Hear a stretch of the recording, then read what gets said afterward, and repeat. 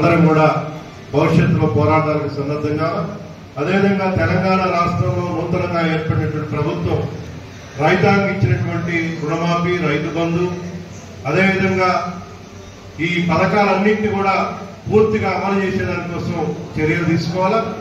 కేంద్ర రాష్ట్ర ప్రభుత్వాలు వ్యవసాయ రంగాన్ని నిర్లక్ష్యం చేస్తే రైతులు తగిన గుణపాఠం చెప్తారని చెప్పేసి హెచ్చరిస్తున్నాం.